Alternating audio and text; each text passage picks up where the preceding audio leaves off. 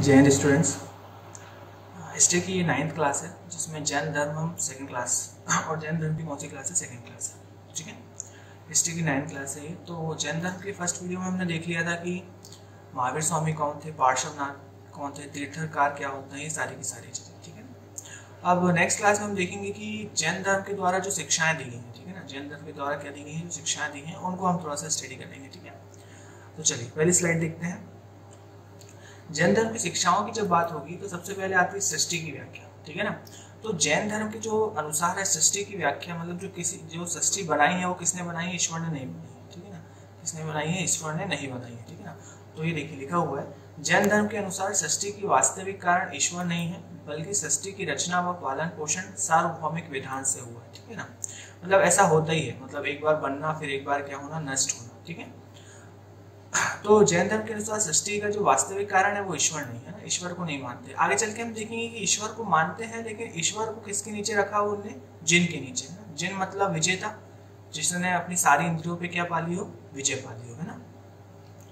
तो जैन धर्म के अनुसार सृष्टि का वास्तविक कारण ईश्वर नहीं है बल्कि सृष्टि की रचना व पालन पोषण सार्वभौमिक विधान से हुआ। ठीक है ना, और जो जैन धर्म के अनुसार जो संसार है वो क्या हुआ है, अनेक चक्रों में बटा हुआ है और हर चक्र की क्या है, 2 अवधि है। ठीक है ना, तो जैन धर्म के अनुसार जो संसार है वो अनेक चक्रों में बटा हुआ है और जो चक्रों की अवधि है वो दो अवधि में। ठीक है ना, कैसे, एक तो ये देखिए उत्पीड़नी की अवधि, ठीक है ना, किसकी, उत्पीड़नी की अवधि और अवस्पीड़नी की अवधि। ठीक है ना, उत्पीड़नी की अवधि मतलब ये कि किसी भी चीज का क्या होना, विकास होना।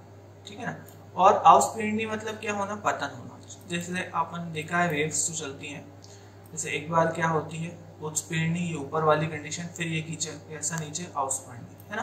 तो इस तरह से एक बार क्या होगा, व्यक्ति का वृद्धि का बल बढ़ेगा, धन बढ़ेगा। ठीक है ना, और एक बार क्या होगा, अवस्पीड़नी मतलब क्या होगा, सारी चीजें उसकी घटेंगी। ठीक है ना, तो जो सृष्टि की व्याख्या वो करते हैं, सृष्टि की व्याख्या में ये बोलते हैं कि सृष्टि का जो कारण है वो ईश्वर नहीं है, इसका जो पालन पोषण और रचना है ये क्या होती है, सार्वभौमिक विधान से चली आ रही है। ठीक है ना, और जैन धर्म के अनुसार जो संसार है वो अनेक चक्रों में बटा हुआ है और हर चक्र की कितनी अवधि, 2, एक बार विकास की अवधि और एक बार ह्रास की अवधि। ठीक है ना, एक बार विकास की अवधि और एक बार किसकी अवधि, ह्रास। उत्पीड़नी मतलब विकास की अवधि और अवस्पीड़नी मतलब ह्रास की अवधि। क्लियर है, इसी में हम देखते हैं, देखिए लिखा हुआ है, उत्पीड़नी में समय अवधि हर वस्तु का मान, आयु, बल इत्यादि क्या होता है, बढ़ता है ना, मतलब विकास की अवधि बोल सकते हैं हमेशा। ठीक है, और अवस्पीड़नी काल मतलब वह समय अवधि जिसमें हर वस्तु का मान, आयु, बल इत्यादि क्या होता है, घटता है। ठीक है ना, और कहते हैं कि प्रत्येक उत्पीड़नी और अवस्पीड़नी में 24 तीर्थंकर, 12 चक्रवर्ती, 9 बलदेव, 9 नारायण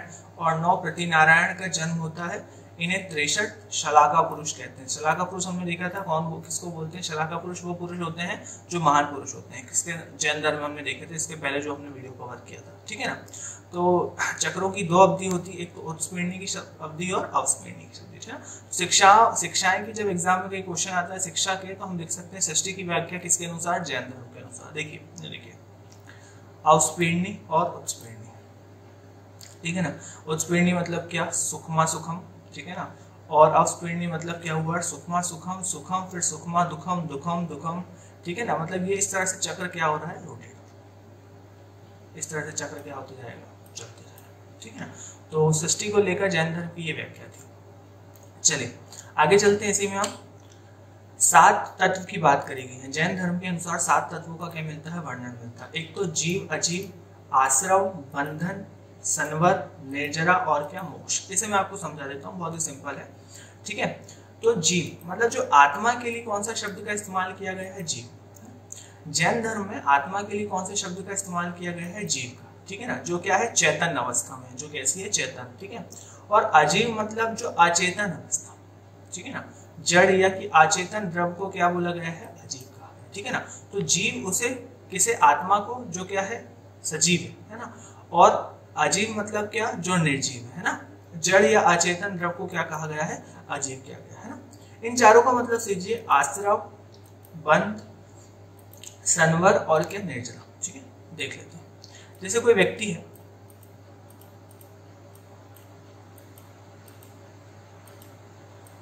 जैसे क्या हुआ, कोई व्यक्ति है ना, सबसे पहले हम आश्रव का मतलब समझते हैं। ठीक है ना, तो ये जो व्यक्ति है, ठीक है ना, अपनी अज्ञानता के कारण क्या होता है, कर्मों का इसकी तरफ क्या होता है, प्रभाव होता है।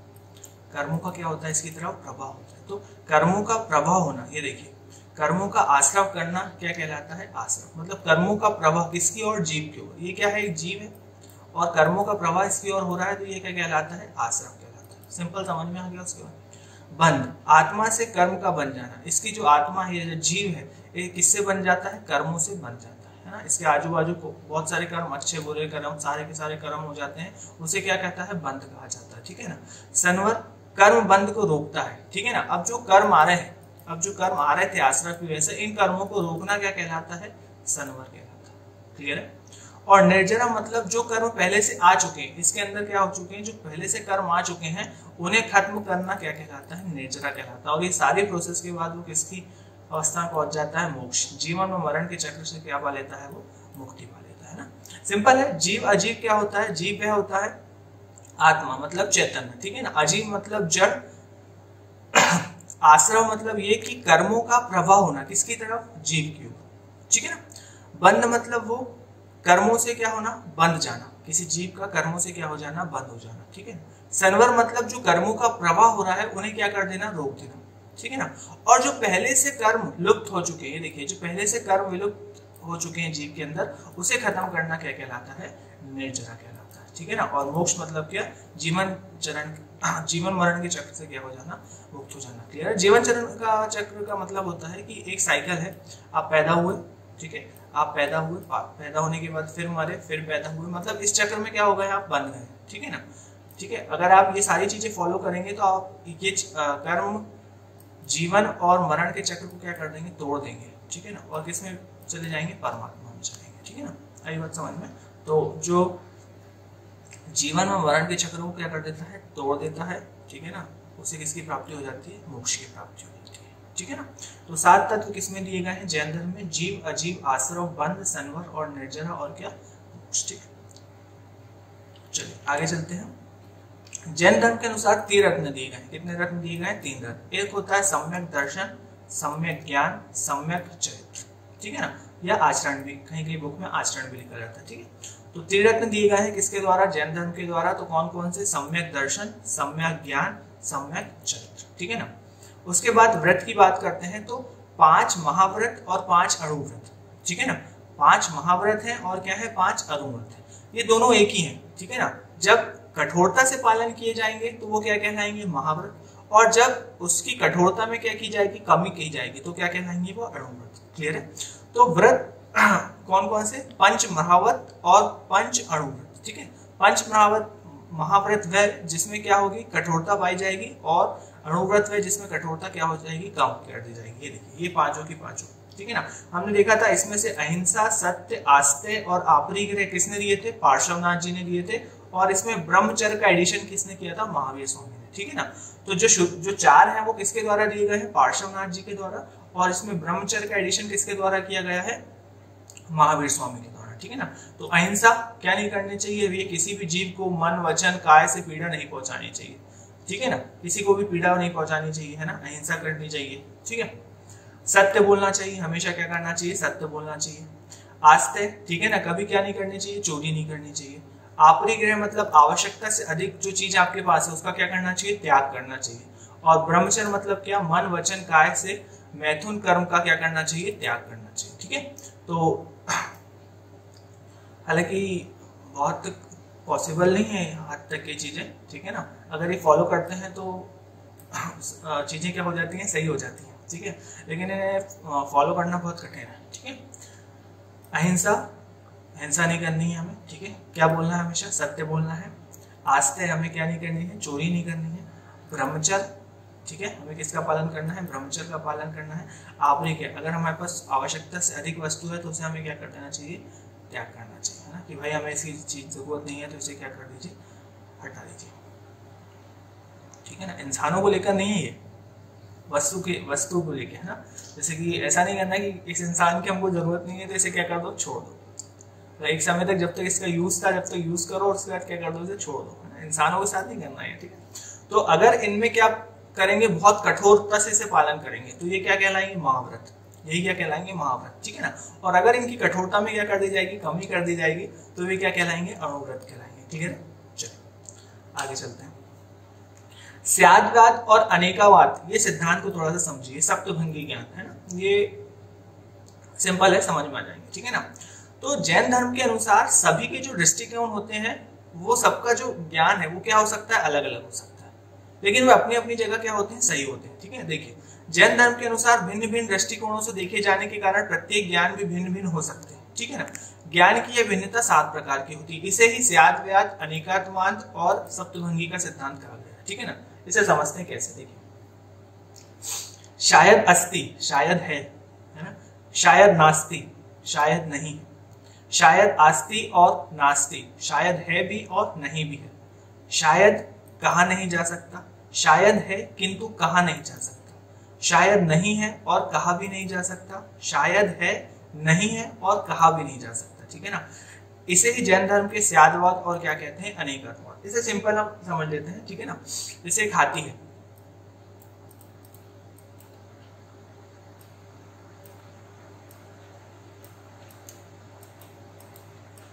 ठीक है, एक हाथी है। अब एक अंधा इसके क्या पकड़ता है, सूंड पकड़ता है, तो वो कहता है कि हाथी कैसा है, एक अजगर जैसा है, ठीक है ना। हाथी क्या है, एक अजगर जैसा है, ठीक है। एक अंधा इसके क्या पकड़ता है, कान पकड़ता है, तो वो कहता है कि हाथी कैसा है, सूपे के जैसा है, कैसा है, सूपा, ठीक है। एक हाथी इसके पैर पकड़ता है तो क्या, सॉरी, एक अंधा इसके पैर पकड़ता है तो क्या बोलता है कि ये हाथी किसके जैसा है, एक खंबे जैसा है, ठीक है ना। एक अंधा इसकी पूंछ पकड़ता है तो हाथी कैसा है, रस्सी जैसा, ठीक है ना। मतलब सभी के मत क्या हो सकते हैं, या सभी का ज्ञान क्या हो सकता है, भिन्न भिन्न हो सकता है, सभी का ज्ञान क्या हो सकता है, भिन्न भिन्न हो सकता है। जैन धर्म का यही सिद्धांत स्याद्वादी, अनेकात्वाद और सप्तभंगी का सिद्धांत कहते हैं, ठीक है। कहानी के अनुसार ये बताया गया है कि एक अंधा जब एक हाथी की सूंड पकड़ता है तो कहता है कि भैया ये एक मोटा अजगर के समान है। एक अंधा जब कान पकड़ता है तो सूपे के समान है, खंबे के समान है, रस्सी के समान है, ठीक है ना। और आप हर ज्ञान को बोलने से या हर चीज को बोलने से पहले शायद है, शायद नहीं है, शायद है और नहीं भी है, शायद है लेकिन कहा नहीं जा सकता, ये सारे के सारे सिद्धांत क्या कहलाते हैं, जैन धर्म के अनेक स्याद्वाद के सिद्धांत, ठीक है ना। ये कहानी से और क्लियर हो गया कि सभी का ज्ञान क्या हो सकता है, भिन्न भिन्न हो सकता है, बिल्कुल सही, ठीक है। जैन धर्म के प्रचार की बात करते हैं, ठीक है। अब जैन धर्म का प्रचार कौन करते हैं, गणधर करते हैं, ठीक है ना, गणधर, ठीक है ना। तो महावीर स्वामी के कितने गणधर थे, 11 गणधर, ठीक है ना। महावीर स्वामी जब उनकी डेथ हुई तो कौन कौन जिंदा बचे थे, इंद्रभूति और सुधर्मन, इन दोनों का नाम याद रखना, ठीक है ना। तो गणधर क्या करते हैं, प्रचार प्रसार करते हैं किसी धर्म का, ठीक है ना। और जैन संघ का प्रथम अध्यक्ष किसे बनाया जाता है, सुधर्मन को, ठीक है ना। जैन संघ का प्रथम अध्यक्ष किसे बनाया जाता है, सुधर्मन को बनाया जाता है, ठीक है ना। तो जैन धर्म का प्रचार गणधर जैन दर्शन में प्रचलित एक उपाधि है जो अनुत्तर ज्ञान और दर्शन आदि धर्म के गण को धारण करता है, वह गणधर कहलाता है, ठीक है ना। और महावीर स्वामी के कितने गणधर थे, तो 11 गणधर थे, ठीक है ना। इनकी मृत्यु के बाद कौन 2 जीवित बचे थे, तो इंद्रभूति गौतम और क्या, सुधर्मन। जैन संघ का प्रथम अध्यक्ष किसे बनाया था, सुधर्मन को, किसे बनाया गया था, सुधर्मन को बनाया गया, ठीक है। चलिए आगे चलते हैं। अब जैन धर्म में मतभेद की बात करते हैं, ठीक है ना। जैन धर्म में क्या हो गया था, मतभेद हो गया था। महावीर स्वामी की ज्ञान प्राप्ति के 12 वर्षों बाद, ठीक है ना, महावीर स्वामी की ज्ञान प्राप्ति के 12 वर्षों बाद, यहाँ आप लिख लीजिएगा, ठीक है ना। जमाली से उनका क्या हो गया था, मतभेद हो गया। जमाली कौन, महावीर स्वामी की पुत्री प्रियदर्शनी अन्नोजा, और अन्नोजा का पति मतलब इनका क्या, दामाद। हमने देखा था फर्स्ट वीडियो में इनकी फैमिली स्ट्रक्चर को जब हमने पढ़ा था। तो महावीर स्वामी की ज्ञान प्राप्ति के बाद 12 वर्षों बाद उनका किससे मतभेद हो गया, जमाली से, ठीक है। तो क्या मतभेद था, हम इसको समझ लेते हैं। महावीर स्वामी बोलते हैं कि अगर काम शुरू किया तो वो क्या हो गया, पूरा हो गया, ठीक है। मतलब महावीर स्वामी का ये कहना था कि भैया कोई काम को क्या किया गया है, शुरू किया गया है, तो वो क्या हो गया, पूरा हो गया, ठीक है ना। मतलब आपने किसी ने MPPSC एग्जाम की तैयारी चालू की गई तो आपका क्या हो गया, सिलेक्शन हो गया, ठीक है। लेकिन जमाली क्या बोलते थे, जमाली ने किसकी बात करी, बहुतरवाद के सिद्धांत की, ठीक है ना। मतलब ये देखिए, मतभेद के कारण जमाली ने संघ को छोड़कर नए सिद्धांत बहुतरवाद का प्रतिपादन किया। बहुतरवाद मतलब होता है कि भैया जब तक काम पूरा ना हो जाए, है ना। महावीर स्वामी क्या बोलते थे, काम शुरू किया गया तो क्या हो गया, पूरा हो गया। लेकिन जमाली ने क्या बोला, जब तक काम पूरा नहीं किया हो जाएगा, जब तक पूरा नहीं कहा जाएगा, ठीक है ना। तो जमाली ने किया एक नया सिद्धांत दिया, कौन सा, बहुत्ववाद। और इसके बाद जमाली के बाद किसने विद्रोह किया, तेजगुप्त ने, ठीक है ना। जमाली के बाद किसने विद्रोह किया है, तेजगुप्त ने, ठीक है। चलिए अब जैन संगीतियां भी हुई हैं। देखिए जब महावीर स्वामी की मृत्यु हो गई उसके बाद जैन संगीतियां हुई। तो प्रथम जैन संगीति कहाँ हुई थी भैया, तो 300 ईसा पूर्व में हुई थी। ये संगीति किसके शासन में हुई थी, चंद्रगुप्त मौर्य के शासन। जो चंद्रगुप्त मौर्य था ये किसका मतलब किसे फॉलो करता था, महावीर स्वामी को। किसे फॉलो करता था, महावीर स्वामी का। इसके गुरु का नाम भद्रबाहु था ना, भद्रबाहु। आगे हम देखेंगे भद्रबाहु किसका, दिगंबर का हेड रहता है, ठीक है। तो प्रथम जैन संगीति का आयोजन कब हुआ, 300 ईस्वी में हुआ। ये संगीति मौर्य शासक, यहाँ ईसा पूर्व होगा बेटा, ठीक है ना। यहाँ क्या होगा, ईसा।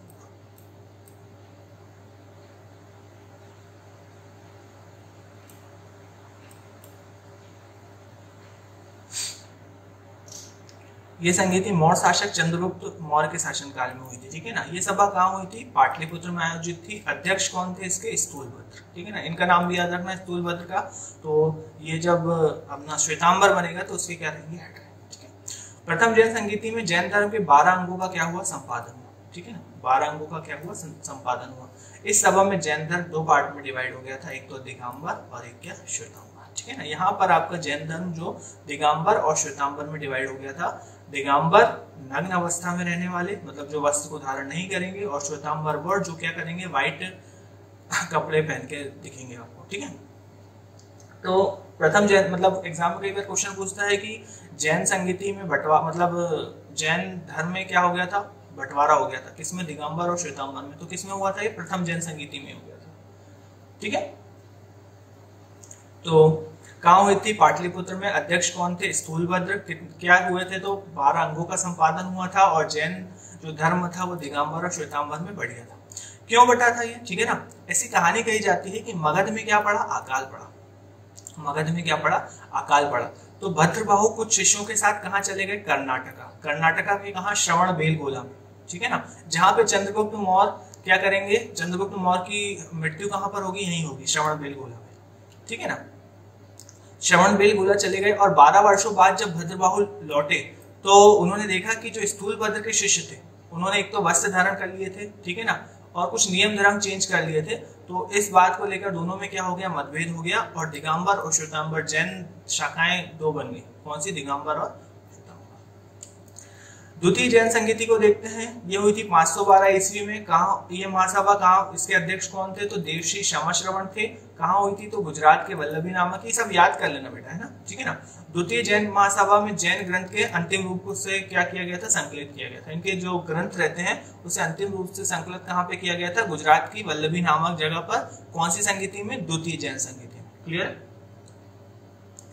तो प्रथम जैन संगीति में क्या क्या हुआ था, सेकंड जैन संगीति में क्या हो गया था, ये आपको पता होना चाहिए, ठीक है ना। चलिए अब हम दिगंबर देख लेते हैं और क्या देखते हैं, श्वेतांबर, है ना। इन दोनों में क्या है, मतभेद है थोड़ा सा। इन दोनों में क्या है, मतभेद है। दिगंबर कुछ अलग चीजें मानते हैं, श्वेतांबर कुछ अलग चीजें मानते हैं, ठीक है। उन्हें देखते हैं, ठीक है। दिगंबर एक संस्कृत शब्द है जिसका अर्थ क्या है, नग्न, ठीक है ना। मतलब जो दिगंबर रहेंगे वो क्या नहीं करेंगे, वस्त्र धारण नहीं करेंगे, ठीक है ना। ये देखिए कहानी भी लिखी हुई है। ऐसा कहा जाता है कि मौर्य सम्राट चंद्रगुप्त मौर्य के काल में गंभीर अकाल के समय जैन मुनियों ने गंगत नदी और उज्जैन से दक्षिण की ओर चले जाने के कारण ही जैन धर्म 2 शाखाओं में, दिगंबर और श्वेतांबर में क्या हो गया, डिवाइड हो गया, ठीक है ना। इसके जो पंथ है वो तारण पंथ, 13 पंथ, 20 पंथ किसके हैं, दिगंबर के, याद रखना, ठीक है ना। जैसे 22 पंथ आएंगे तो वो किसके हो जाएंगे, श्वेतांबर के। तो दिगंबर के पंथ में क्या, तारण पंथ, दिगंबर 13 पंथ, 20 पंथ, ये सारे के सारे। अब दिगंबर की हम मान्यताओं की बात करते हैं ना, दिगंबर में मान्यताओं की बात करते हैं। सबसे पहले तो निर्वस्त्र रहते हैं, ठीक है ना, निर्वस्त्र रहते हैं। अब यहाँ पर देखिए कुछ कंडीशन है, ठीक है। इनका कहना है कि जो पूर्ण संत केवलीन हो, जिन्हें संपूर्ण ज्ञान की प्राप्ति हो गई, उन्हें जीवित रहने के लिए भोजन की आवश्यकता नहीं होती। दिगंबरों का कहना है कि भैया जिसने केवलीन मतलब जिसने पूर्ण ज्ञान प्राप्त कर लिया हो उसे किसकी जरूरत नहीं है, भोजन की आवश्यकता नहीं है, ठीक है। दिगंबर के अनुसार महावीर का विवाह भी नहीं हुआ। दिगंबर के अनुसार महावीर स्वामी का क्या नहीं हुआ था, विवाह नहीं हुआ था। जबकि श्वेतांबर से हमने देखा था कि भैया विवाह भी हुआ था, एक पुत्री भी थी, पुत्री का भी विवाह हो गया था, ठीक है ना। उसके बाद देखिए सभी तीर्थकारों की मूर्ति बनाते समय नग्न आभूषण रहित और नीचे की ओर दृष्टि करते हुए दिखाया जाना, ये दिगंबर में भैया कि कपड़े नहीं पहनेंगे, आभूषणहीन रहेंगे। ये सारे मतलब कट्टर तरीके से कौन से किसको फॉलो कर रहे हैं, जैन धर्म को। और नीचे की ओर दृष्टि हुए अपना चेहरे को क्या करना है, रखना है। यहाँ पर एक चीज और नहीं लिखी है, आप साइड कर लेना। जो इसके 19वें तीर्थंकर है मल्लीनाथ, हमने देखे थे, जिसके जो 19वें तीर्थंकर है मल्लीनाथ, मल्लीनाथ दिगंबर के अनुसार क्या है, पुरुष है, ठीक है ना। और श्वेतांबर के अनुसार क्या मानते हैं, उन्हें स्त्री, है ना। इसलिए हमने देखा था कि जो इसके 19वें तीर्थंकर है मल्लीनाथ, उनको लेकर थोड़ा संचय है। दिगंबर इन्हें पुरुष मानता है और श्वेतांबर क्या बोलता है, ये क्या थे, महिला थे, ठीक है ना। तो इन चीजों को लेकर दोनों श्वेतांबर और दिगंबर में क्या है, मतभेद है, ठीक है। ये देखिए श्वेतांबर, दिगंबर जैन आचरण पालन करने में कठोर होते हैं और श्वेतांबर क्या होते हैं, उदार होते हैं, ठीक है ना। ऐसा माना जाता है कि जो आगम ग्रंथों की रचना की है वो किसने की है, श्वेतांबर संप्रदाय ने की है। किसने करी है, श्वेतांबर संप्रदाय ने की है, ठीक है। उसके बाद देखिए श्वेतांबर शाखा में देवता दल साधु ने श्वेत वस्त्र पहनने की प्रथा, ये मैं आपको पहले बता चुका हूँ, है ना। ये मैं आपको बता चुका हूँ, बस पीडीएफ में लिखा हुआ है, आप इसको जब पढ़ेंगे, बार बार वीडियो तो देख नहीं सकते। इनमें देखिए पंथ में तो 22 पंथ, श्वेतांबर 13 पंथ, ये किसके हैं, श्वेतांबर के, ठीक है। चलो आगे चलते हैं। जैन साहित्य की बात करते हैं तो अब तक उपलब्ध जैन साहित्य प्राकृत व संस्कृत भाषा में मिलते हैं, ठीक है। जैन साहित्य जिसे आगम कहा जाता है, इसके कुछ उपांक भी हैं, सब याद कर लेना, है ना, क्या क्या है भाई इसमें जैन साहित्य में। तो आगम, उपांक, ये सारी की सारी चीजें। आगे चलते हैं। जैन धर्म के पतन के कारण की बात करें, ठीक है ना। इस धर्म का बहुत ज्यादा विकास हुआ, है ना। महापद्मनिन, है ना, नंद वंश का जो संस्थापक रहेगा महापद्मनिन, किसका फॉलोअर रहेगा, जैन धर्म का, ठीक है ना। आपको पता है महापद्मनिन कलिंग पर आक्रमण करता है, कलिंग पर आक्रमण करता है और वहां से जिनसेन की मूर्ति उठा के ले आता है, कहां पर, मगध में, ठीक है ना। उसके बाद कलिंग का शासक बनता है खारवेल, है ना। कलिंग का शासक खारवेल फिर से आक्रमण करता है, कहां, मगध पर। जब मगध पर क्या था, शुंग वंश, ठीक है ना। और फिर से जो मूर्ति महापद्मनिन चुरा के लाता है ना, वो वापस ले जाता है कौन, खारवेल, ठीक है ना। कौन ले जाता है, खारवेल। ये हम पढ़ेंगे जब हम इसका नेक्स्ट पोर्शन पढ़ेंगे, जैसे हम जो अभी 6ठी शताब्दी ईसा पूर्व से 300 शताब्दी ईसा पूर्व का इतिहास कवर कर रहे हैं, जिसमें जैन धर्म के बाद हम बौद्ध धर्म पढ़ेंगे और उसके बाद यहाँ पर जो महाजनपदें आएंगे वो सारे के सारे राजाओं के नाम, लड़ाई, ये सब चालू हो जाएंगे, ठीक है ना। इतना विकास करने के बाद भी इस धर्म का क्या हो गया, पतन हो गया, ठीक है ना। आजकल आपको जैन धर्म के ज्यादा फॉलोवर देखने के लिए नहीं मिलते हैं, क्योंकि देखिए फॉलोवर इसलिए भी देखने के लिए मिलते हैं क्योंकि इसमें जो नियम पाले गए हैं वो बहुत ज्यादा क्या है, स्ट्रिक्ट है ना। और हर कोई इसे स्ट्रिक्ट नियम फॉलो नहीं कर सकता, ठीक है। तो देखते हैं सबसे पहले कि भैया जैन धर्म के आखिर पतन के कारण क्या क्या हो सकते हैं, ठीक है ना। सबसे पहले तो सिद्धांतों की कठोरता, है ना। इसमें जो सिद्धांत है वो बहुत कठोर है, मतलब अहिंसा पर बहुत ज्यादा बल दिया है, अहिंसा पर बहुत ही ज्यादा बल दिया है, ठीक है ना। उसके बाद जैन धर्म में क्या हो गया, विभाजन हो गया। हमने देखा कि जैन धर्म अच्छे से चल रहा था, लेकिन ये श्वेतांबर और दिगंबर होने के बाद क्या हो गए, टूट गए हैं। हमको ये तो जनरल सी बात है, जब तक लोग जुड़े हुए हैं ना, मुट्ठी बंधी हुई है, तो क्या होता, चीजें चलती जाएंगी, ठीक है ना। अब ये धर्म में ही क्या डल गई, फूट डल गई, धर्म में ही क्या हो गई, फूट डल गई, मतलब श्वेतांबर अलग हो गए, दिगंबर क्या हो गए, अलग हो गए, ठीक है ना। उसके बाद ब्राह्मण धर्म से इनका क्या चलता रहा, मतभेद चलते रहा। एक तो देखिए आप, ब्राह्मण धर्म से इनका मतभेद चलते रहा और आगे चल के इन ब्राह्मण की जो भाषा थी संस्कृत, वो किस में ले आए, जैन धर्म में ले आए। तो जैन धर्म क्या हो गया, और कमजोर बढ़ गया, है ना भाई। जब आप दूसरे धर्म का क्या कर रहे हो, विरोध कर रहे हो, तो उनकी भाषा को क्या करो, ना लाओ उसके अंदर, ठीक है ना। तो संस्कृत किस में ले आते हैं, अभी हमने देखा कि किस में मिले, प्राकृत और संस्कृत भाषा में मिले। तो ये जैन धर्म क्या हो गया, यहाँ पर थोड़ा और कमजोर हो गया। उसके बाद राजकीय आशय का अभाव, मतलब किसी का संरक्षण नहीं मिला। बौद्ध धर्म को अशोक जैसे महान सम्राट, कनिष्क जैसे महान सम्राटों का क्या मिला, संरक्षण मिला, क्लियर है। लेकिन जैन धर्म को इतना ज्यादा संरक्षण नहीं मिला। चंद्रगुप्त ने दिया जो दिया, उसके बाद बिंदुसार जो था वो आजीविक संप्रदाय का फॉलोवर था, और इसके बाद कौन आते हैं, तो भी अशोक आता है। तो अशोक तो लगभग ये मान के चलिए पूरे भारत पर ही कब्जा कर लेता है ना। तो वो किसका प्रचारक रहता है, बौद्ध धर्म का, ठीक है ना। तो जैन धर्म को क्या मिला, कोई एक महान सम्राट या राजे का क्या नहीं मिला, आश्रय या संरक्षण भी नहीं मिला, ठीक है ना। प्रचारकों की कमजोर भूमिका, मतलब इसका जो प्रचार किया गणधरों ने, उनकी भूमिका भी क्या थी, कमजोर थी, ठीक है ना। भेदभाव की भावना आ गई इनके अंदर, ठीक है ना। और इसी के परिप्रेक्ष्य में ब्राह्मण धर्म में क्या हो गया, सुधार हो गया, है ना। एक चीज बिगड़ रही है और दूसरी चीज बिगड़ नहीं रही और ज्यादा क्या हो गई, अपडेट हो गई। तो यहाँ पर क्या हो गया, ब्राह्मण धर्म में क्या हो गया, सुधार हो गया। तो इन कारणों की वजह से जैन धर्म क्या हो गया, पतन की ओर अग्रसर हो गया। अब बहुत कम फॉलोवर मिलते हैं आपको जैन धर्म के, ठीक है ना। चलिए, एक ये मूर्ति दिख रही है, आप इस मूर्ति को देखिए, ये गोमतेश्वर जी की मतलब बाहुबली की मूर्ति है, ठीक है ना। देखिए गोमतेश्वर प्रतिमा के कारण बाहुबली को गोमतेश भी कहा जाता है। इन्हें देखिए, हमने सबसे पहले देखा था कि जो जैन धर्म के संस्थापक थे कौन, ऋषभदेव, ठीक है ना। तो ऋषभदेव के पुत्र माने जाते हैं, ऋषभदेव के क्या माने जाते हैं, पुत्र माने जाते हैं। ये मूर्ति कहाँ पर है, देखिए ये मूर्ति है श्रवणबेलगोला में, जो कहाँ पर है, कर्नाटक। इसकी स्थापना किसने की थी, तो सेनापति चामुंडा राय ने, है ना। गंगा मंत्री रंगमल राजा रंगमल का मंत्री गंगा और कौन, सेनापति चामुंडा ने इसका क्या करवाया था। यहाँ पे हर 12 साल में महामस्त अभिषेक का क्या होता है, मेला लगता है ना।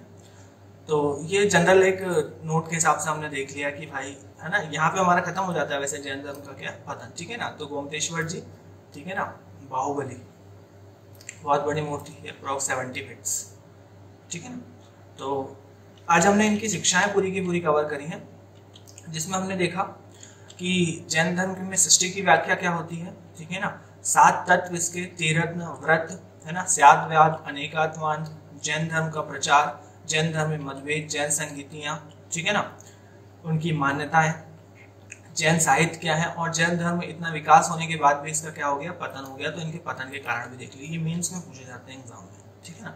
तो आज की क्लास के लिए इतना सफिशिएंट है, नेक्स्ट वीडियो में मिलते हैं, थैंक यू।